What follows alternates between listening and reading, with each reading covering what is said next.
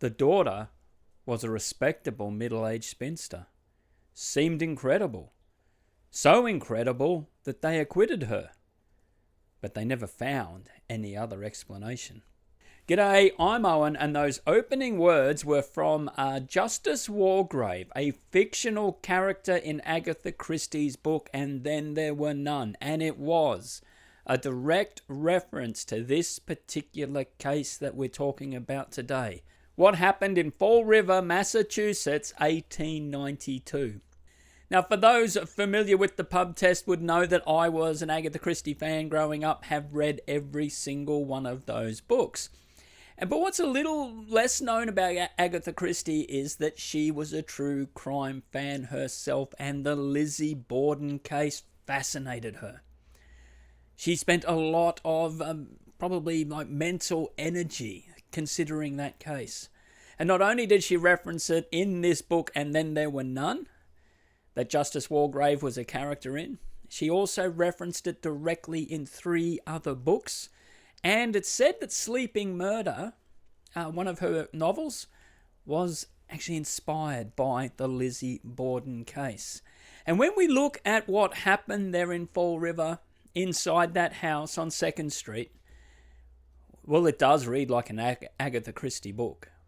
But not only will we be looking at the cast of characters, the series of events, I'm going to be giving what I consider the final solution. And I'll be doing it in a slightly different way. So what happened at the Borden household on the morning of August 4th, 1892 in Fall River, Massachusetts? Well, let's put this to the pub test.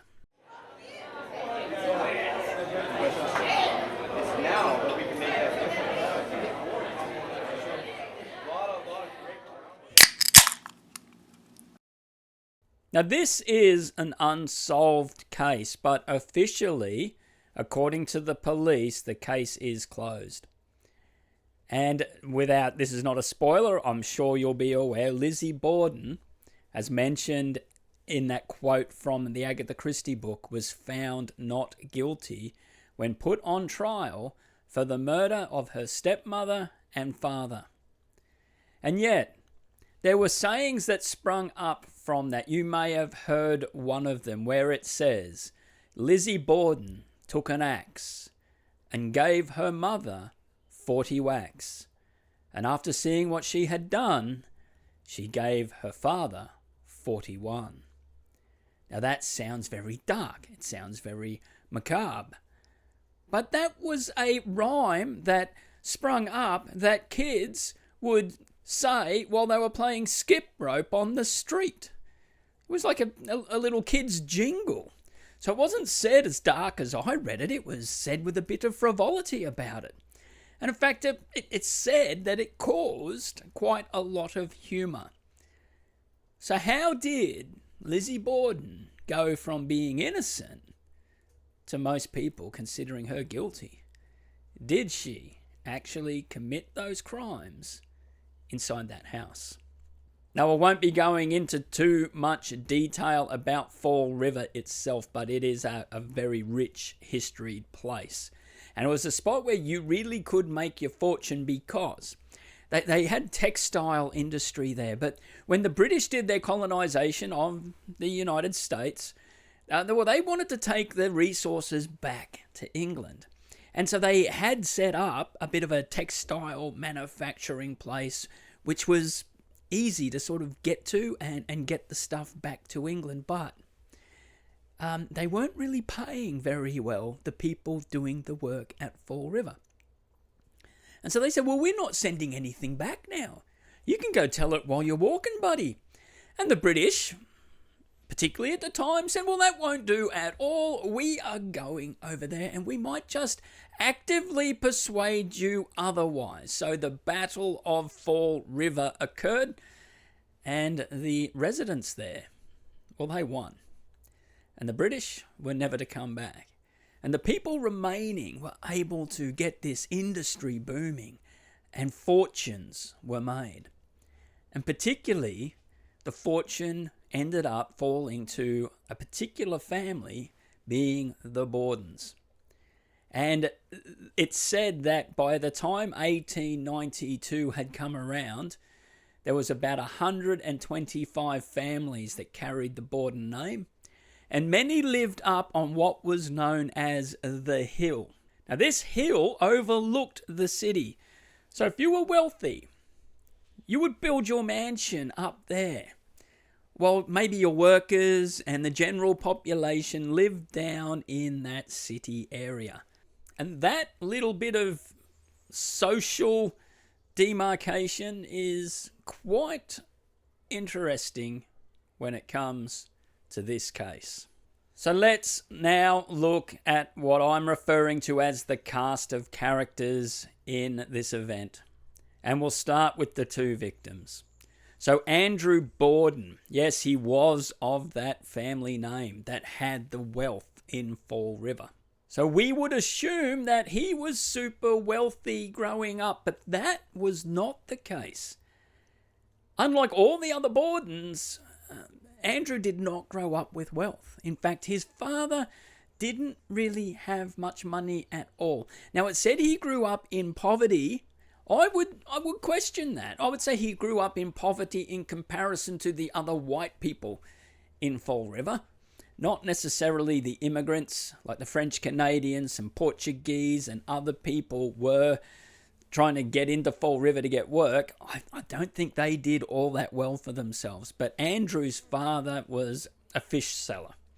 So, and that was another industry that Fall River had, was that from the ocean, they would go fishing, and so you'd either do textiles or fishing, but Andrew's father wasn't involved in the real profit side of it, so he was just eking out a living. That affected Andrew big time, because he said, I'm not going to live like this. I am going to make something of myself, because I'm really not happy living this way. Which is interesting how his life pans out. But he starts a carpentry apprenticeship and then gets into the undertaking industry. And it's funny because himself and another person decided, well, let's make money here.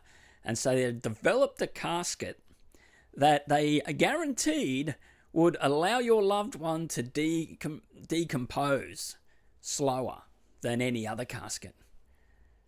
So you pay the premium to us, but, for that benefit.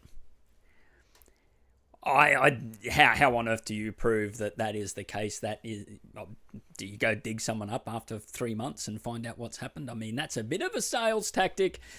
I mean, obviously, people are emotional when they've lost a loved one, and so it's easy, perhaps, to use that bit of emotional blackmail to eke out a few extra bucks. That's what I would say. But Andrew was making money in that regard, and that just kept going forward. So he started investing. He ended up, at the end of his life, he passed away, should say murdered, at the age of 69. But he'd gone from basic poverty to owning a bank, the biggest bank in Fall River. He was on the board of 3 other banks. He owned the A.J. Borden building, which he rented out to other businesses, plus some farms, other real estate interests. But he also would still collect rubbish. I would call it rubbish, but he'd see something broken. On the day he was murdered, he'd found like a broken lock on the side of the road. He picked it up and took it home. When he went to collect his rent, so he used to collect the rent from the businesses and other people personally, so he'd have his rent book and a basket of eggs in hand. He would take their money and then say, by the way, would you like a dozen eggs? Like, he did not miss a sale. If there was a chance of getting someone's cash, he would find a way to do it. And he got known to love money. So naturally, he's living probably on the highest part of the hill in Fall River. Well, no, he's not at all. In fact, he buys a very basic house on 2nd Street. Now, as I understand in the United States, First Street is your main street in most cities. And so then they started, as you went out, the numbering went that way. Well, he was in Second Street, right behind the main street in Fall River. And it was a fairly small house. Wasn't very large. And perhaps to show his frugalness. I mean, this bloke would make Scrooge McDuck look like a drunken sailor. Because when he bought this house in Second Street, it had plumbing going to the second story. But he said, well, that's just too opulent. That won't do it all. So he got it disconnected. So they only had running water in the bottom story, where one little spigot where you could pull your water from. Which is also important in this case, but the mentality of doing that. I could understand saying I'm not spending the money of putting it in, but to think that's just way too opulent and removing it is beyond me. But that's how he lived his life. He would not waste a cent. Yet, in saying that, he was very generous with people that worked for him. And that is smart business, because if you get good people, you know they are making you money. You want to keep them happy. You don't try to underpay people or get the most out of them for the least amount of input when it comes to your people. So he was a very good operator in that regard, and staff really did like him. So even on the outside, the people that didn't know him, he was just a really frugal, mean-spirited person. To those who really knew him, saw a different Andrew Borden. But his personal life plays a big bearing on this case. His full name was Andrew Jackson Borden. And I thought to myself straight away, well, that means he was named after the president, Andrew Jackson. But he was actually born 4 years before Andrew Jackson became president of the United States, as the 7th president, I believe he was. So whether or not Andrew Jackson, the president, was a bit well known at the time, and so his father decided to use that name, or it was just coincidental, I really couldn't tell you. But yeah, it wasn't necessarily named because that bloke had become president. But in 1845, he got married to Sarah Morse.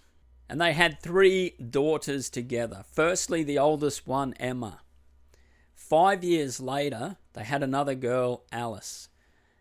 And sadly, Alice didn't survive infancy, as did happen a lot back then. But before she was 2 years old, she passed away. But close to another 5 years after Alice was born, Lizzie Borden came into the world. So there was a 10-year gap between Emma and Lizzie. But tragedy struck the family again only 2 years after Lizzie was born, when Sarah became really sick and she soon passed away. So Lizzie was only 2 or maybe just under 3 years old when that happened. And then it was 2 years after the passing of his wife, Andrew remarried to Abby Durfee Gray. I think it's Durfee, I'm not sure, but it's interesting there that she also came from a bit of a prominent family in the town, because that middle name, that Durfee, I think it is, it's probably not the right pronunciation, but the general who led the Battle of Fall River was named that, and they were also a prominent family within that city. But their relationship also plays a part in this story, as well as the relationship she had, Abby did, with her stepdaughters. Now, it is said that money and Andrew's frugalness played a big part in these crimes. Well, I personally believe, no doubt, that it did. Our next person and the second victim in this crime was Abby Borden. Yes, she was the second wife to Andrew. And I believe there's a lot of misconceptions about Abby and the relationship that she had with Andrew. She was a spinster up until she married Andrew Borden. At around 40 years old she was. And so, like, marriage back then, that had passed her by. There was no way that was going to happen. So you'd imagine now the wealthiest bloke in town comes knocking at your door. I'm sure the family were very thrilled that Abby was finally getting married. But people say, well, Andrew did this just because he wanted a free housemate. He was that tight with his money. So he married this woman for that reason only, and they say she was a bit overweight. When she was murdered, she was over 200 pounds. She wasn't that tall. So they're saying, like, unlike his first wife, who was young, vibrant, pretty. This was just a marriage of convenience. And I think that is being hugely unfair to Abby. Because Andrew Borden always had a housemaid. That didn't stop when he married Abby. As we'll see, there's another character who was still a housemaid when these crimes occurred. So I don't see why a free housemaid was a motive for this marriage. They say she barely went out much. She just stayed inside the house. Well, Andrew Borden didn't leave the house much either. It's not like he was going out to the pubs. He wasn't going out clubbing. He'd go out and work. He'd do a long day at work, but then he'd go home. And no doubt he would spend his time there with Abby. And they ate together. They spent a lot of time outside of work together. She also had the understanding when Andrew was discussing business in the sitting room, well, she would know when to take her leave. And that was a quality that he admired, that real good perception of what the situation was. Because remembering back then, if you were a woman, you probably weren't involved in any business activities publicly. But it showed that he did actually have quite a lot of respect and, I would say, affection for Abby. And there's an event, particularly considering his love of money, which I think absolutely proves that. So I think the unkind things people say about Abby Borden are just totally unwarranted. And we're going to talk about our main person next, Lizzie Borden. But when she was on trial, she was asked about the relationship between her father and Abby, and she said it was a normal married relationship. Now, of course, she really could only compare her father and her stepmother's relationship to one inside the house, because she would have known no different. But still, it's not like she thought that her father was cool and distant toward his wife. So then we move on to Lizzie Borden, and this is quite interesting. Her name was Lizzie Andrew Borden.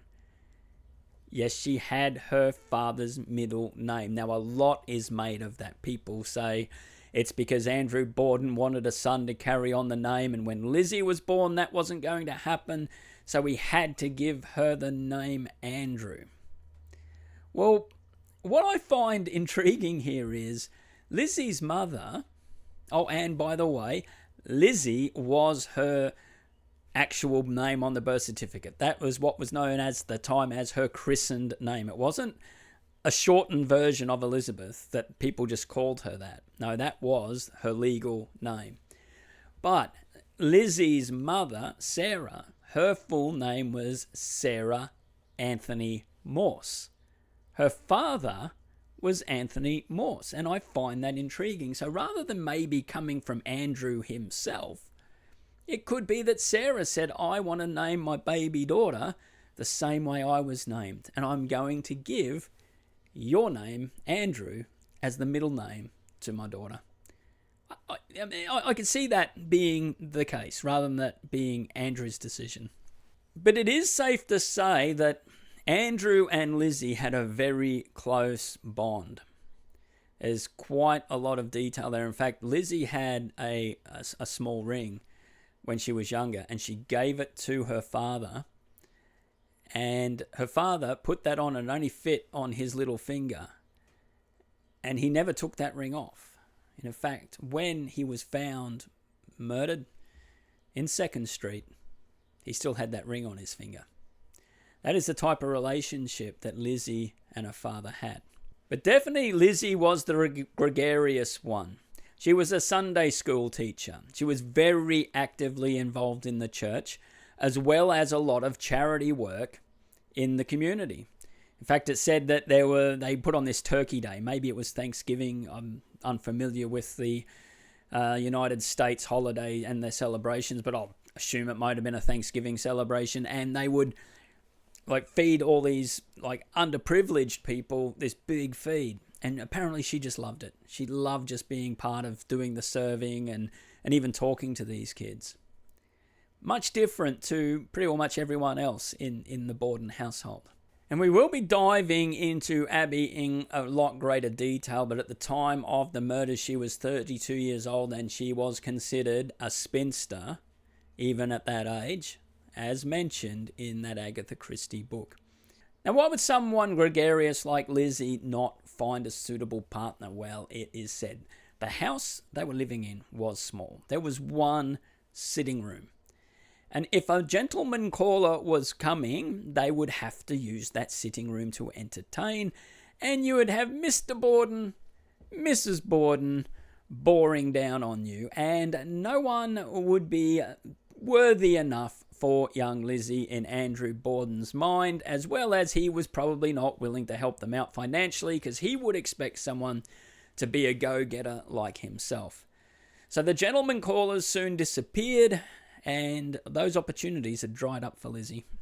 But the next person we need to talk about is Emma Borden. Now, little is known of her in comparison to Lizzie, and it's not just because Lizzie became the central figure to this story.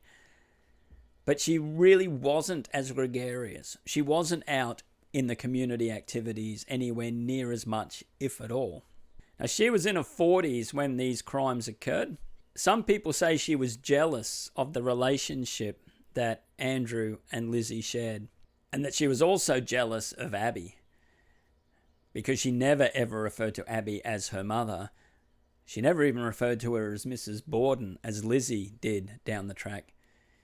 She just referred to her as Abby, which was weird for back in those days. But there is a piece of information I'll bring out later that may shed more light on the real relationship that Emma and Lizzie shared. But there was someone else we need to talk about next, who is also a fairly important character in this story. Uncle John Morse, who happened to be staying in the house the night before and the day of the murders taking place. And that is in contrast to Emma, who lived at the house but actually wasn't staying there that particular evening or morning. Now, very little also is known about John Morse. Doesn't appear that he ever got married or had a family. That's the records that I've seen, at least. But he was the maternal uncle to Emma and Lizzie. And it's said that he tried to keep a good relationship with his nieces even after his sister, Sarah Morse, had passed away. Now, he was one of 8 Morse children, but it seems he was the only one that stayed in touch with Emma and Lizzie. And it could have been, they suggest, because Andrew Borden was just a bit of an odd dude, hard to get to know if you weren't on his right side. And some people did get on his wrong side. But it seems that John Morse was able to break through that, because he was able to lob up any time he felt like and stay in the house. Even though he did have other families still living in Fall River, he often chose to go to the Bordens. And it wasn't because their house, as I've said already, was super fancy and had all the fixings. It was basic even for that day. Other people had water on tap inside their houses, unlike the Bordens did. It is suggested too at a very younger age, when Andrew had first married Sarah, that himself and John Morse had tried a business together that didn't go very well. And it would seem that John Morse never really had that much success in business, unlike Andrew did. But we will be looking into John Morse a little bit more when we get down to the crimes. The next person is Bridget Sullivan, and she was the maid living in the house. She was 25 years old. She was an Irish immigrant, and she'd been in the employ of the Bordens for 3 years.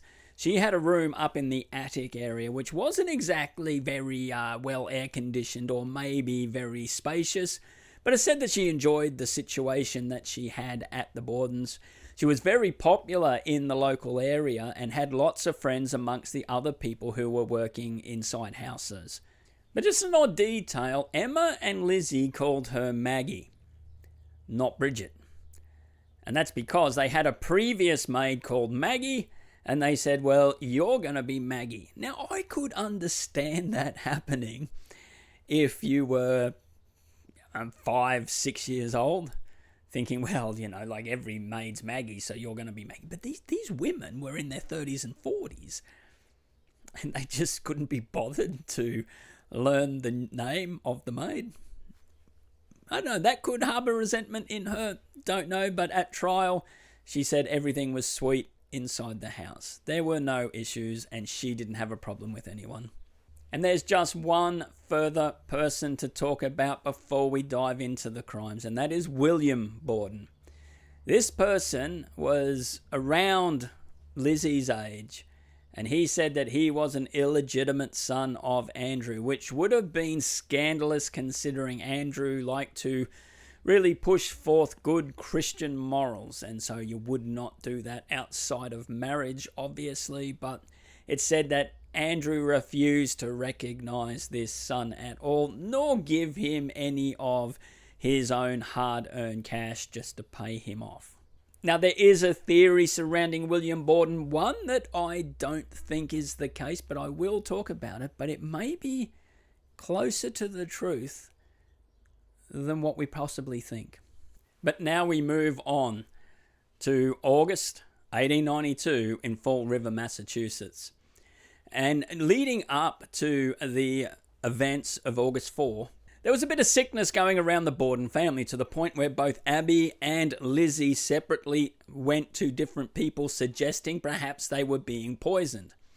And I will cover this because there's so much detail in this I'm not covering. I'm really focusing on what I think is truly pertinent. But the milk and some of the food and everything was checked for poison, as well as the stomachs of Andrew and Abby. And no poison was found. But this, if you can get a little bit of brevity in a case like this, here it is. They were eating mutton 3 ways. Now, if someone said, hey, Owen, come on over, I'm going to give you mutton 3 ways, I'd be like, well, that sounds pretty good. What are they going to do? Do a roast, maybe a smoke, and, a stew perhaps? Well, the Bordens did it a little bit differently. So they got the mutton and cooked it up on the stove. They had a feed of the mutton. Left that mutton on the stove, and next day cooked up the mutton again. A different way this time. They ate it. And on the 3rd day, still this mutton sitting on the stove, no refrigeration. No, they did not refrigerate this food. They cooked it up again a 3rd time, and oh my goodness, everyone in the house is getting sick.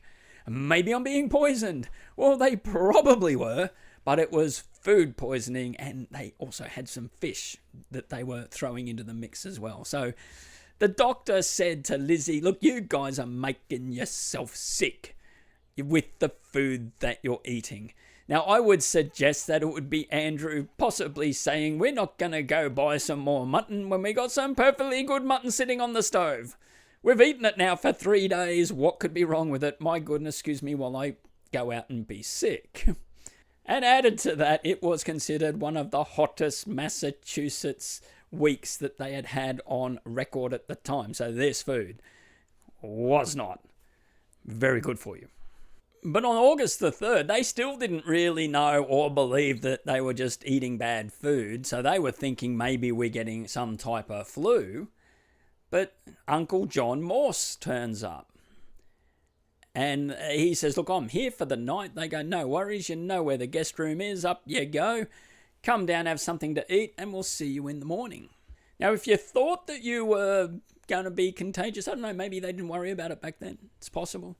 So I think I'd say, look, we're all sick. Do you want to stay? Maybe they did. That's an intriguing thought. But Emma, well, she was away over in Fairhaven. And Fairhaven was about 24 kilometres, 15 miles away. What she was doing there could be interesting too. But oddly, and keep this in mind, Uncle John Morse turns up to the house to stay for the night with nothing. No luggage. Not even a overnight bag. Just the clothes on his back. That's all he had. Well, nothing untoward happens that we know of that evening. And the following morning, Bridget heats up a bit of this food that's on the stove, serves it out, and we have Andrew, Abby, and John Morse in the kitchen area having this meal. Lizzie doesn't come down for that meal, which is not suspicious because it said that both Lizzie and Emma rose generally after 9 o'clock. So often it was Andrew and Abby having breakfast together on their own, and Andrew had been gone off to work before the girls came downstairs. But before Andrew leaves for work, it's said that Andrew and John Morse are having a private conversation in the sitting room. Abby knew when to take her leave, as I mentioned before, and she disappears. John Morse gets up to leave. He is invited to return for dinner. Now, dinner was the lunchtime noon meal. And over there, it was known as dinner because it was the main meal that people had in the day. And John Moore says, well, thank you very much for that invite. I will come back for that mutton, maybe served the fourth different way. I've got to forget about the mutton. That just creeps me out. But I suppose these days we know a lot more about bacteria in food and need for refrigeration and everything. But still, horrifying to think that that's what they were eating. Now, what happens between John Morse leaving the house and Lizzie finding her father murdered in the sitting room? Well, there's a lot of conjecture. Most of it cannot be proven at all. And I would be here doing a 20-part video series if I dived into all of the evidence. So I am only going to stick to what we know absolutely rock solid 100% for sure. And I still think, without adding all that extra possibility in there, we can find our way to the final solution. So what is indisputable is that Andrew Borden arrives home around 10:30. He had conducted his business after leaving the house, and that is confirmed by the people who he saw. This is important. He struggles to get inside the front door. For whatever reason, his key is not working. Bridget comes down and unlocks the door for him, but she struggled with it too and let out a curse. It said that she heard someone laughing upstairs because of her cursing, and she believed that was Lizzie. Andrew Borden retires to the sitting room and, probably still a bit sick in the stomach from the food they're eating, says, look, I'm going to take a bit of a rest. Lizzie has a bit of a chat to him, and she goes out. So Lizzie says, she mentions to her father, look, Mrs. Borden, is how she referred to Abby as, has left the house. She received a note to go visit a sick relative. So then Andrew's like, well, no worries, I'll just rest here in the sitting room. So sometime after 11 a.m., anywhere between 10 past to 15 past, roughly, Lizzie comes into the sitting room and screams out, Maggie, come quick, come down. Father has been murdered. Andrew Borden hadn't received 41 whacks, as that girl's nursery rhyme said, but it had 23. And that crime scene is horrific. You can easily find those pictures on the internet. Now, again, I'm not going into every permutation of what could have happened here, but it is known that Lizzie was in the backyard, got the attention of her neighbour, which I believe name was Cunningham, and she tries to arrange a doctor and then the police, and it all happened very quick. And we, in this day and age, think of something like CSI, or you see on the TV, you know, the crime scene tape, and the police, you can't come through here, nothing to see, keep moving. Well, that did not happen in this situation. The house, the barn out the back, everywhere was swarming with people. Everyone that wanted to go and have a bo peep, have a bit of a gander through that house, just because they want to know, well, how did these Bordens live, was walking through everywhere in the house. And before too long, they find Abby upstairs. She'd been murdered, and the doctor found out it probably had happened about an hour and a half before Andrew. That too is critical detail. So the police had no chance of finding any serious, real, physical evidence because their whole crime scene was totally contaminated, probably by half the town. But for whatever reason, the police now hone in on Lizzie and say, we think she's the one that did this. Why? In the initial investigation, police always consider three things, which often will help them speed track their investigation. Who had the means, who had the motive, and who had the opportunity. They look at the means. Lizzie even shows them where some axes are. And they had a few axes and a couple of hatchets. And they look at both scenes. Now, Abby received 19 hits. So this was a frenzied personal attack, so the police believed. Someone that had a score to settle, because there was no robbery. As I mentioned, the ring was still on Andrew's little finger. So if it was just to steal something, you would at least take that. So they're thinking, well, she's got the means to do so, and because of the amount of hits, it had to have been a feminine person. Because someone with a masculine ability, they would have only needed one. Yes, that was the serious reasoning of the police back in the day. Had to have been female, because a bloke would have got the job done quicker. That is disproven, as we'll look at a bit later. But then the motive. Well, what motive could Lizzie possibly have for attacking Abby and Andrew? Well, when one of the policemen is talking to Lizzie, he says to her, we've found your mother. And she says, she's not my mother, she's my stepmother. And apparently said in a very harsh way. Could have been reason for that, because that was not the first police officer talking to her. It was stinking hot. She'd been badgered by a few policemen already. The doctor was trying to get them out, saying, look, this poor girl's in shock. Look at what she's just seen downstairs with her father. Give her some space. And the police were giving her no let up. So she fired back fairly harshly that Abby's not my mother. So they go, she hated Abby. There must be something there. And then they said, obviously, the motive would be your father's money. He had $500,000 in his bank, which is the equivalent today in US currency of about $18 million. And they're living less than what most people in the city were living like. Their lifestyle wasn't that great, and they could have afforded the house on the hill. And in fact, Lizzie she'd been badgering her father to get out of this dump of a place and move somewhere better. And maybe she'd had enough.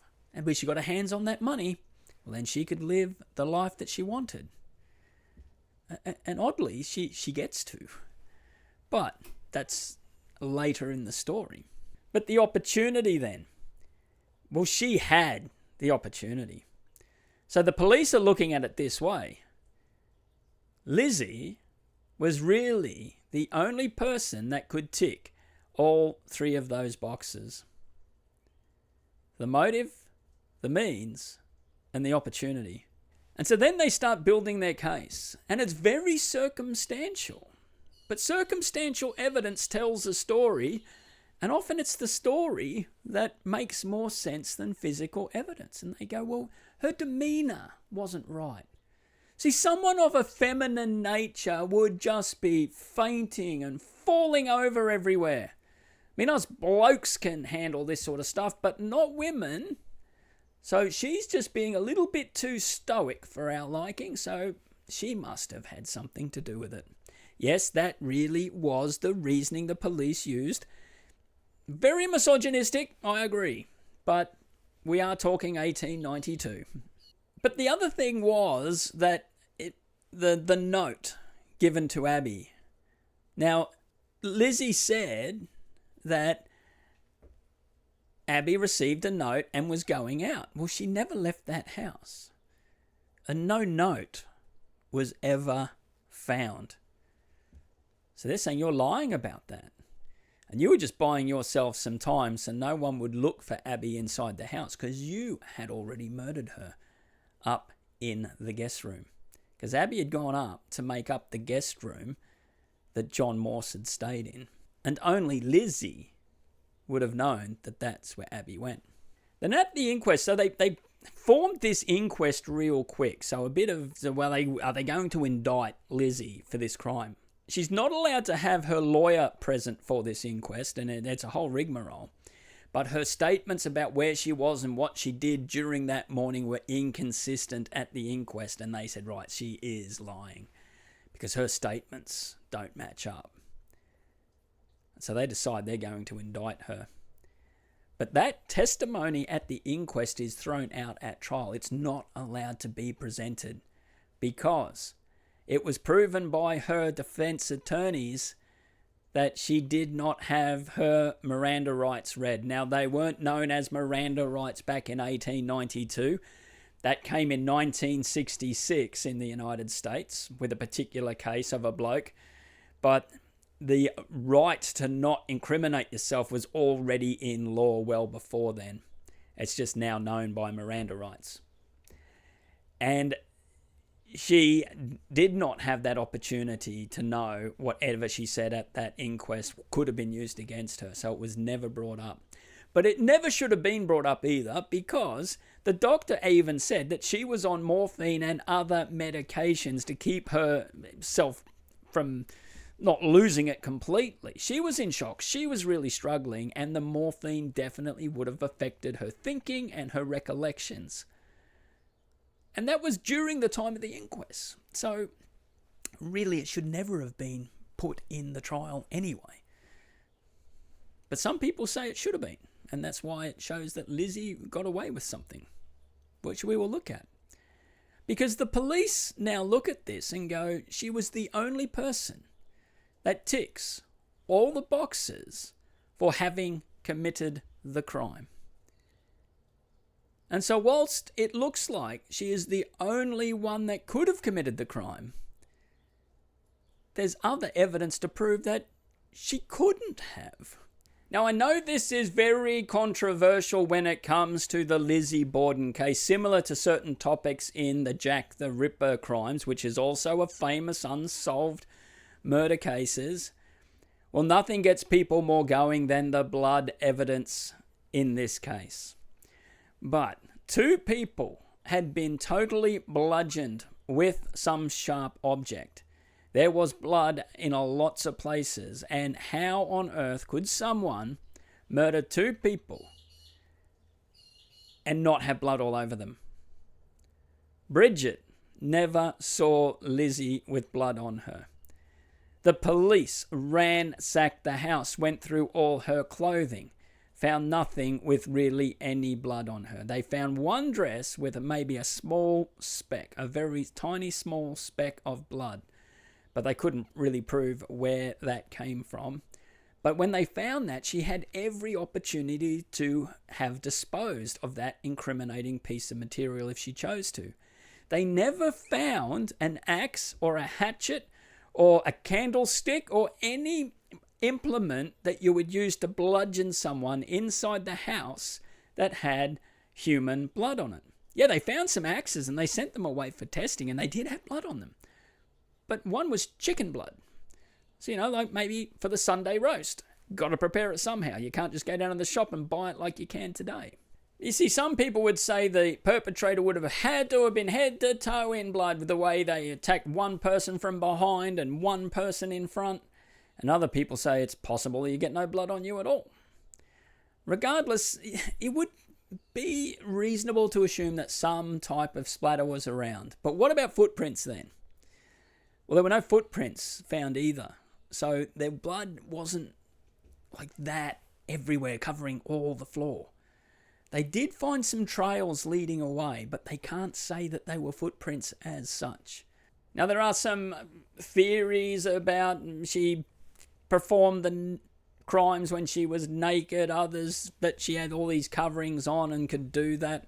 Now, I'm not going into all of those different details, but when you look at the timing, it would have been very difficult for someone to cover their tracks so quickly.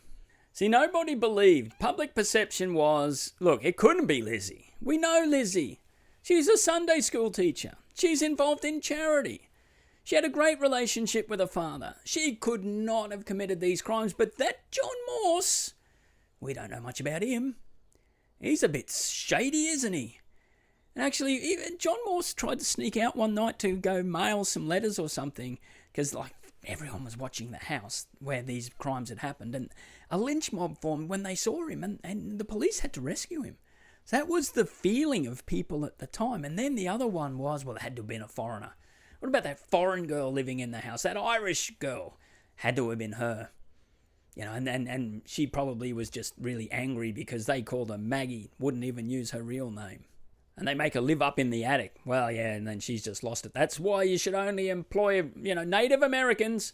And I don't mean the indigenous Americans. I mean ones, like who were born in the United States after a bit of colonization is what they were referring to. And, because you can trust Americans, can't trust these foreigners. So xenophobia is pretty well rampant every place you go.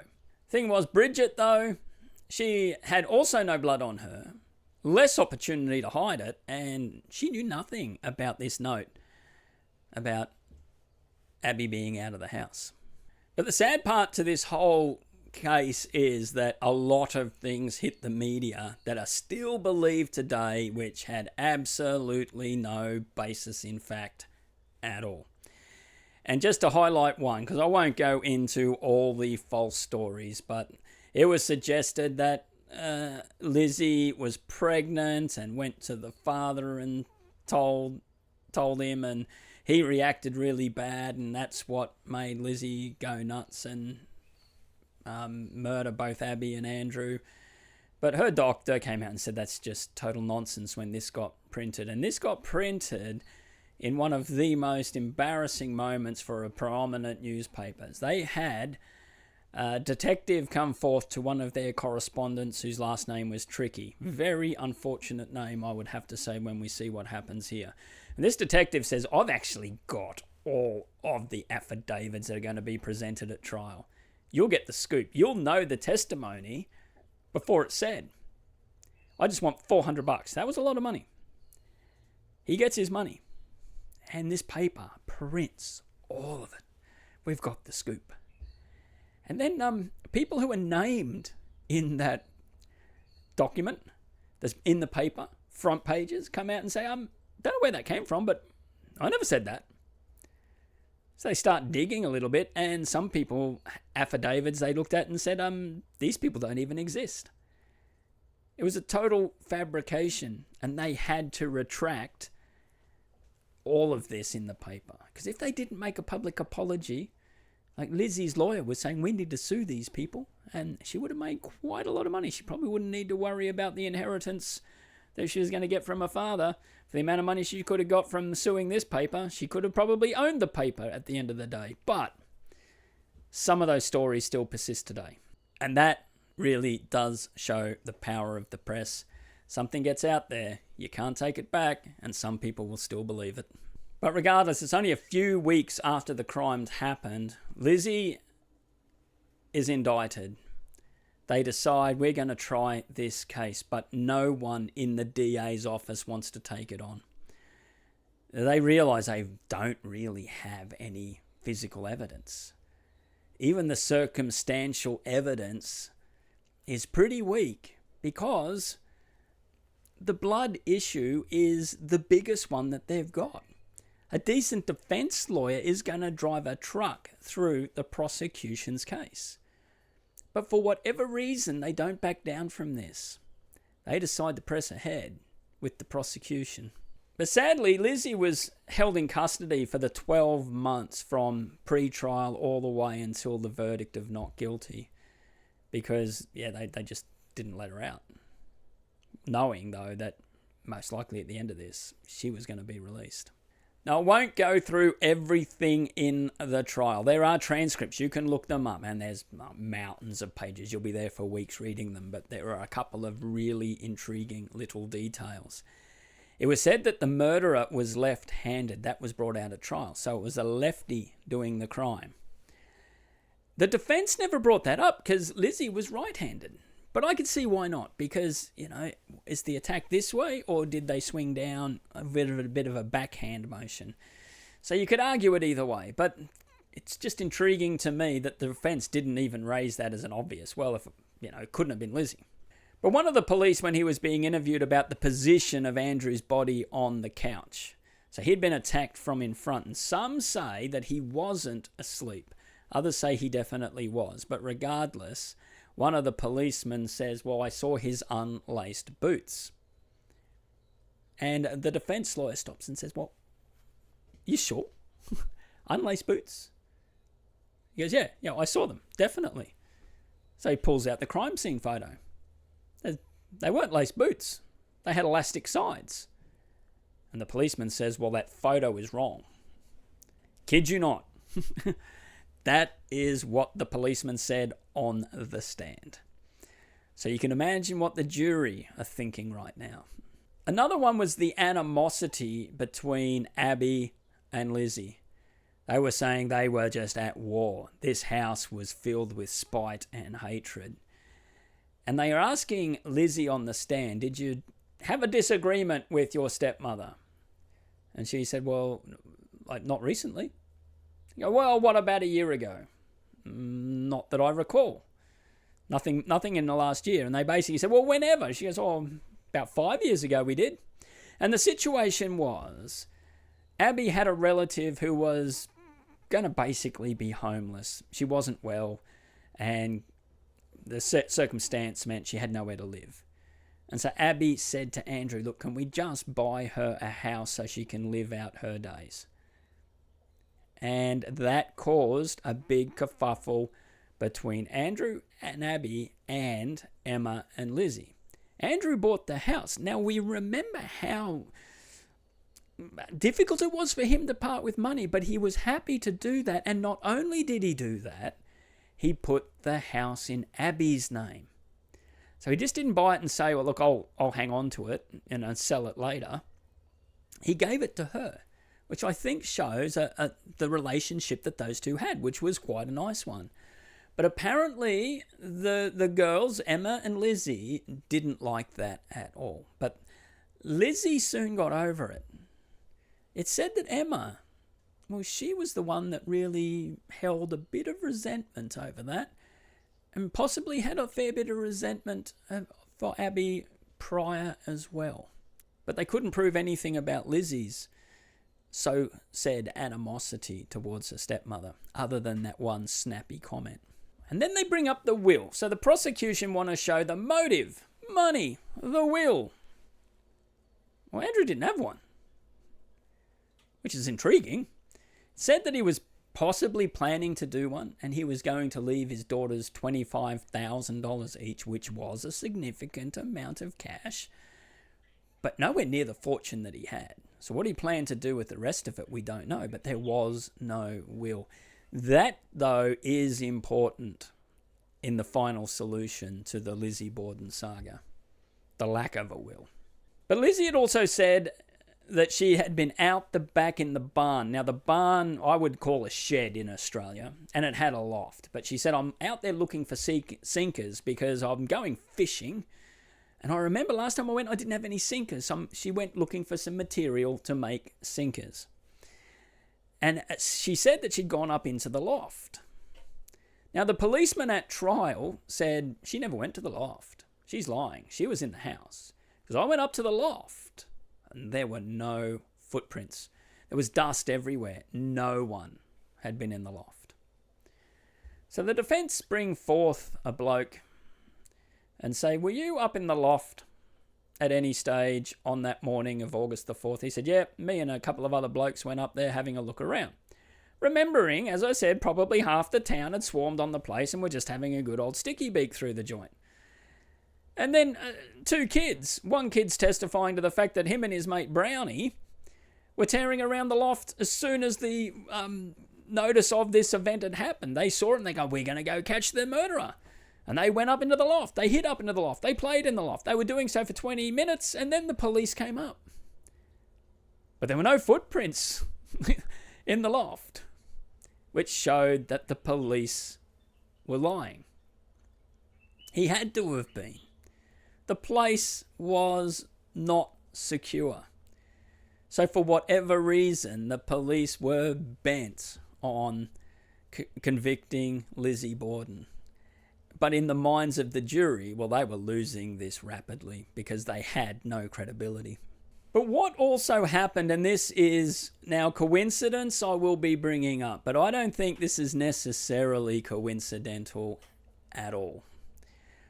But the day of the trial starting of Lizzie Borden, a young girl of 26 years old was bludgeoned to death in her house in the day on a farm at Fall River. They arrested a Portuguese immigrant. And long story short, that is a pub test for another time, but he pleads guilty to the charge of murder, and he is sent to an insane asylum because they said, yep, okay, he was out of his mind. That obviously was the plea deal he got. The point is, remembering they said it had to have been a feminine person who attacked the Bordens because a masculine bloke would have done it in one shot. Well, this was a big bloke, and he bludgeoned this person with over 20 hits with an axe. So that threw that right out the window. So now you'd be thinking, it must have been that Portuguese bloke. Because there was some theories about, Portuguese immigrant maybe committing this crime. Except that particular bloke wasn't in the country. He arrived after the attacks had occurred. And interestingly here, he was actually let out of the insane asylum and declared innocent of the crime in Fall River there, because they found evidence that he couldn't have done that one. So he honestly just pleaded guilty to avoid being hung, and eventually, after 10 years or so, got released anyway. So that crime in Fall River remained unsolved. Now, sitting on the bench for the judges in this trial, so the jury were there, but the judges, there were three. But one of them did the instructions to the jury. And he may have well been a defense barrister. He effectively attacked any prosecution evidence and said, you really need to find her innocent because she couldn't have done these crimes. His statements have been criticised massively, even though I believe legally what he did was right. I could say that if I'm the prosecution, I'm not really happy with the judge in the way he was speaking. But most people at the day, when the jury come back and find Lizzie Borden not guilty, the court erupted in applause. It was stated officially, the court said, that got quelled very quickly. We silenced everybody. But the papers report the applause lasted for 5 minutes. People were hailing Lizzie Borden a hero. So then you would assume that life could move forward for Lizzie and Emma. Like, they've just lost their parents. They've gone through tragedy enough in losing their birth mother, particularly for Lizzie, never really knowing her. And now just this has happened. But things changed very quickly for Lizzie. She went back to her church and sat down in the pews. And the people she sat near got up and moved away. And she was surrounded by empty seats. And she never went back into that church ever again. And people on the street were now not looking at Lizzie as a hero. They weren't even looking at her as innocent. Was it because of the money that they stood to inherit? Was it because of her demeanour, perhaps maybe walking around like I got away with murder? Well, I don't think it's any of that. But it's what the police did lastly. So, when Lizzie Borden was found not guilty, the police officially came out and said, case closed. What statement does that send to the public? Well, it means we caught the right person. You just didn't convict her. That's on you. But we're not looking for anyone else. And that got people questioning. Well, yeah. I mean, Lizzie Borden was the only person with the means, motive, and opportunity. So she had to have done it. Even though, as is stated, she couldn't have done it. So what really happened? Well, let me just go through some of the theories real quick that probably deserve a mention. Some suggest that Lizzie and Bridget, the maid, were more than just employer and employee relationship, that they got a little bit close and in a relationship that would have been absolutely scandalous back in the day. And Abby walked in on them getting a little bit too up close and personal with each other, and Lizzie attacks her and then brings it up with her father, who also reacts badly, and so she kills him. And then Lizzie and Bridget are able to cover it all over before they raise the alarm. That really doesn't pass the pub test for me, because really Bridget had very little to gain and did not stay around that place after these events at all. So there is a theory to do with William Borden, the so-called illegitimate son of Andrew Borden, that has never been proven, by the way. But it said that John Morse was acting as an intermediary between the two, and that's why he was in town that day, to set up a meeting so that they could finally resolve this. So he set up the meeting and said, look, I'll be back, come back at lunch, see what happened, so that William Borden's allowed in the house, and that Lizzie must have known about it. But William Borden was known to carry a hatchet, and he's also known to be a bit unhinged. And it said then that he's lost it with Abby, then waited until Andrew comes home, attacks him. Lizzie finds out about it and either threatens him or pays him off, and that is a theory. It's an interesting one, but for me that does not pass the pub test. There is another one that Emma snuck back from Fairhaven. That is a possibility. And it is known that she had more resentment towards her stepmother than Lizzie did. And perhaps by doing what she did, she would inherit all of the money. If she could frame Lizzie for the crime, she's now got $500,000.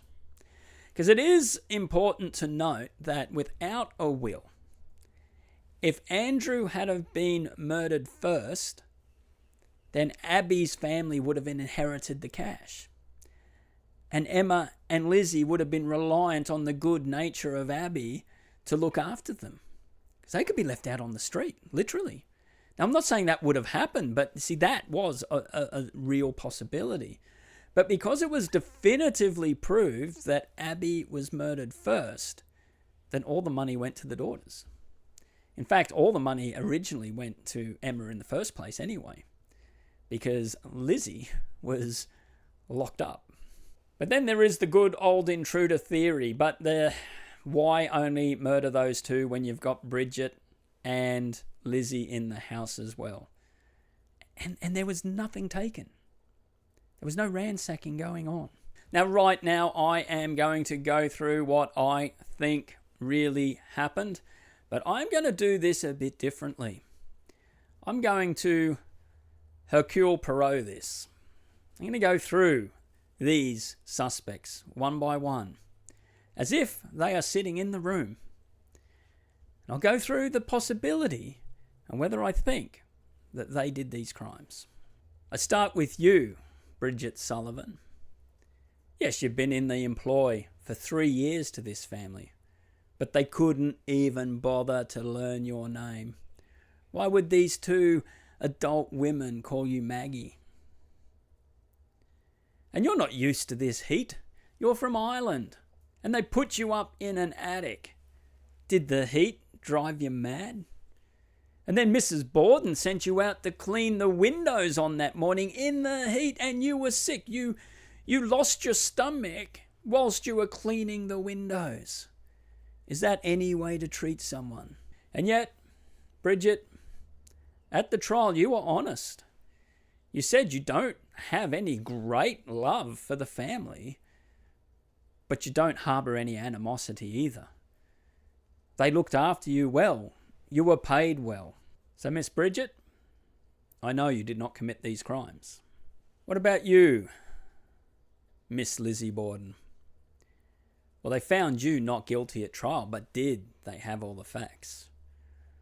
Was it you a year ago, or 2 years ago now, in 1891, that broke into your father's room, ransacked his drawers, stole a watch and $100? Well, no, but why then did Mr. Borden lock the door from then on that joined your room? You could no longer access. And not only that, he then put a closet in front of the door. He told the police he didn't think they would ever find the real criminal in this case. And then he called them and said, forget about it. I'm not worried anymore. Did he find out it was you? Was he that stingy that you just had to start taking money when you wanted it? You didn't want to live in this house. You wanted the house on the hill. You deserved the house on the hill. And then when your father bought Abby that house for her relative, and that was someone that you refused to call mother, even though she was the only mother that you ever knew, did that make you realize that that special relationship you had with your father was getting lost? And that all of that fortune was going to now start going over to Abby? Did you have to take action to make sure you inherited what you deserved? But you knew for you to get that money, Abby would have to die first.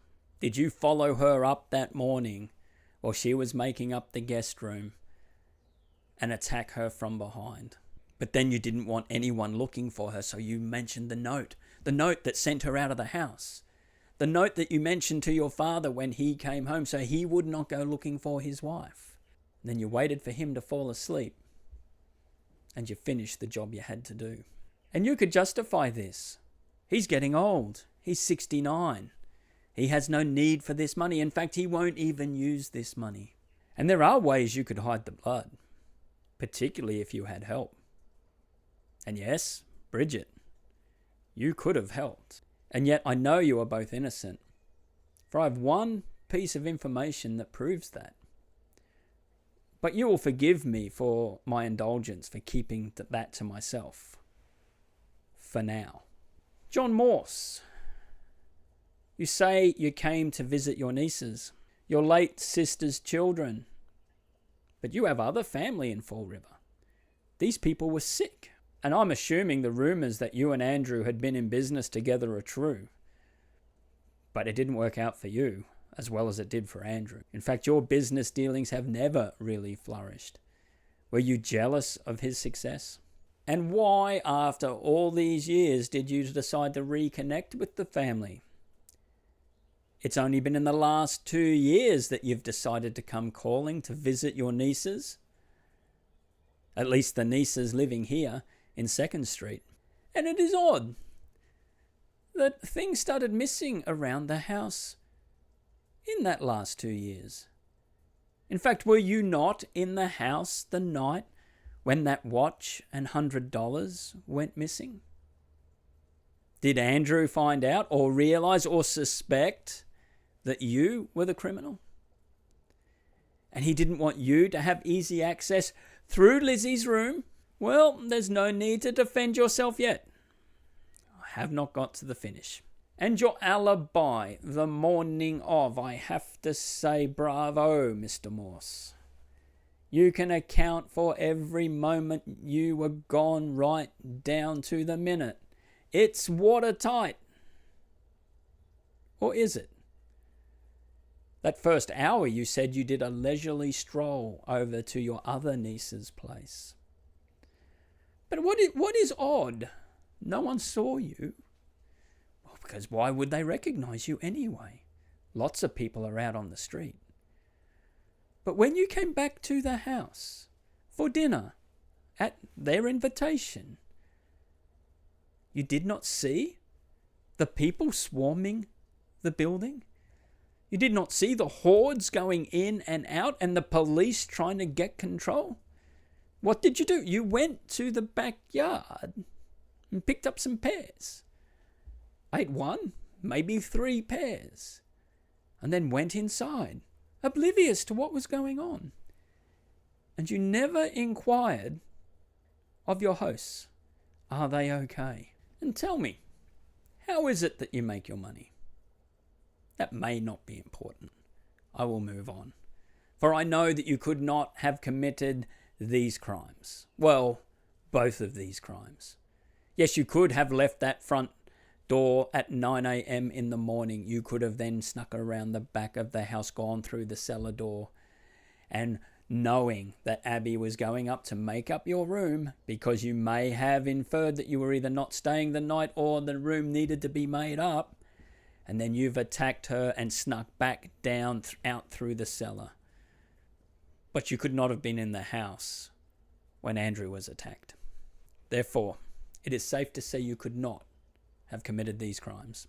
Now I turn to Emma. They say that you were in Fairhaven. There was no way for you to get all the way back here and all the way back to Fairhaven, that 15 miles, 30 miles round trip, to receive that telegram to come back to find out what had happened in your home. But it may be a bit impertinent for me to say, but you are considered a plain-looking person.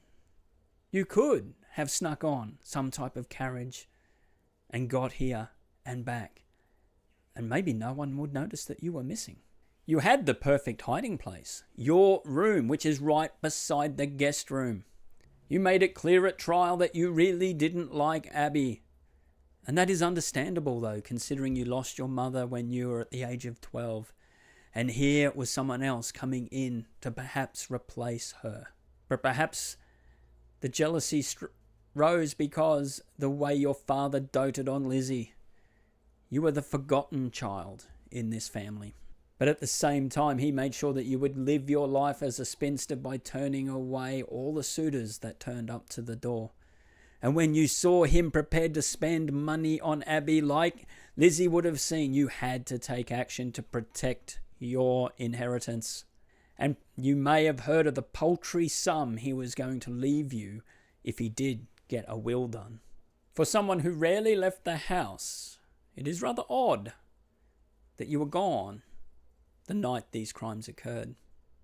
Was that not setting up a perfect alibi? Yet, like your sister, it would have been very difficult to hide the physical evidence. But I also know you are innocent, because I know what your mother, your birth mother Sarah, said to you, no, begged you, just before she died. She said, make sure you protect little Lizzie. And you have been little Lizzie's little mother all your life. And I will have to say, the way you have conducted yourself through this whole ordeal, your mother would be proud. So we turn to William Borden. You claim to be the illegitimate son of Andrew. But that is very hard to prove. There are Bordens everywhere in this town. But did your demand for money get rejected? But if I may say, even though you are known to carry a hatchet, you're also known to be a little bit off kilter. That would have sent you in a rage, an uncontrollable rage. You would not have been able to quell that for the hour and a half after attacking Abby and waiting for Andrew to come home, with other people still in the house. But was Mr. Morse your intermediary? Did he help set up a meeting? Was Lizzie and Emma part of this plan? Is that why Emma went to Fairhaven? But no, it is as I say. You are too unhinged. You would not have been able to keep the composure to commit these crimes. And that hatchet you carry around, that actually proves you innocent. So the police have closed the case. I have offered no alternative. So that means this will remain a mystery forever. Except for that one piece of evidence. The prosecution brought an expert to trial and asked, would this handleless hatchet head have been the murder weapon?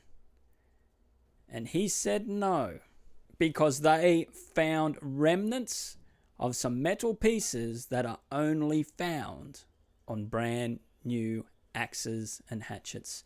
They're the finishings that come from the factory. Mr. Borden did not own any new axes. If he needed another axe, I'm pretty sure he would have found one and done it up. So that axe, the murder weapon that was never found, explains this entire story. And so, Mr. Morse, I turn back to you. It was not coincidental that you started coming back to the family only 2 years ago. It's not coincidental that things started to go missing when you were in the house. It is also not coincidental that Andrew Borden struggled to get in through that front door that morning, and that also Bridget had trouble opening the door. It's not coincidental that a note was given to Abby that was never found. And so I go back to ask you, Mr. Morse, what have you been doing for money? Horse trading. Is everyone involved in horse trading an upright standing citizen? No. In fact, there are some criminal elements involved in horse trading. And criminals tend to not look after people who do the wrong thing by them or you owe money to. Did you owe them money, Mr. Morse? And you had a plan of how you were going to get some money. You would get some from your rich relative, Andrew. And he rejected you. You've been trying this for a couple of years, and he finally said no. The morning of, he said that you are not getting any money, but that was okay because you had a plan. You brought in an assassin. He had a brand new axe. So that night, you were able to go down and unlock the cellar door. Sometimes it was unlocked, but you made sure it was. That man could come up and hide in your room while you're down having breakfast with the Bordens. You leave at 9 a.m. You wait until Andrew goes, and then you go back to the house and see Abby and give her a note saying that she is wanted at a sick relative's place. So then she tells that to Lizzie. Lizzie never sees that note, but you ask her, could she kindly make up your room? She goes up there unsuspecting that someone is waiting for her. And she gets attacked from behind viciously. The assailant then goes into the landing closet waiting. But how would he know when Andrew was home? Well, on your way out after giving the note to Abby, you mucked around with the lock on the front door. Therefore, when Andrew came home, it would make some noise. In fact, it did. Bridget let out a curse. Maybe it was your assailant who made a laugh, couldn't help himself. But perhaps it was some other noise. But now he knows Andrew has come home. He hears Bridget go past up to her attic room. He's then able to sneak in to the guest room, see into the backyard and see Lizzie going into the barn. Then he can slip down the stairs into the sitting room to an unsuspecting Andrew and give him those hits. Then he's able to go back out through the cellar and disappear before the alarm is raised. Also, taking the note that was left, because it would not bother you if Lizzie was convicted, because it'd be much more easier to manipulate Emma to get the inheritance from her. And you are right, Mr. Morse. This is circumstantial. But let me tell you, if we could convict Lizzie on less circumstantial evidence, guarantee you I will prosecute this and I will get every single member of that jury to convict you, because you have ruined the reputation and the lives of these two people, as well as taken the lives of Andrew and Abby Borden.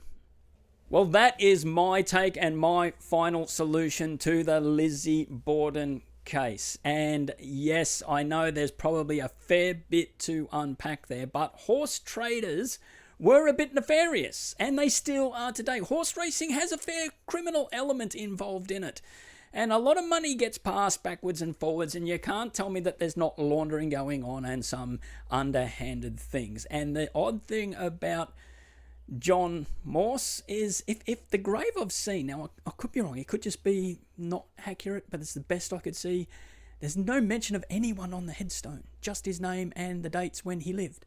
That's it. So I would suggest that perhaps, Lizzie and Emma did sort of get wind that maybe this bloke wasn't so upstanding as he tried to pretend that he was. But sadly, this case did not do well for Lizzie and Emma. They stayed close. They moved into a place on the hill. Yes, they did get that house eventually.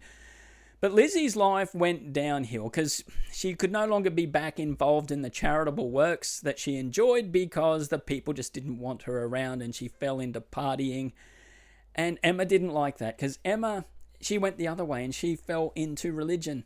And so they split up, those two, and hardly talked in the last few years of their life. And oddly, they passed away within about a month of each other, and they were buried together in the cemetery. Like, they got a plot side by side. But let me know what you think of my solution to this. The lock at the door is critical, as well as the fact it was a new axe. And that piece of information seems to get missed in the trial transcripts. Like, why that wasn't really publicised, saying it had to have been a new axe. And yet they spent so much time looking at the old ones. Just makes no sense. So to me, it definitely was a staged, planned event, and the only person that could have done so, who had the connections with the right people, was John Morse. But let me know what you think. This is what the pub test is about. I've put my cards down on the table with the evidence that I think is important. Let me know. Let's have that conversation. But as always, in our comments, we keep things respectful because that's how we do it here at the pub test. We haven't had way too many that we just start getting angry with each other. But thank you so much for watching. It genuinely is appreciated. If you don't want to miss content like this, give us a like, give us a subscribe. I'm Owen.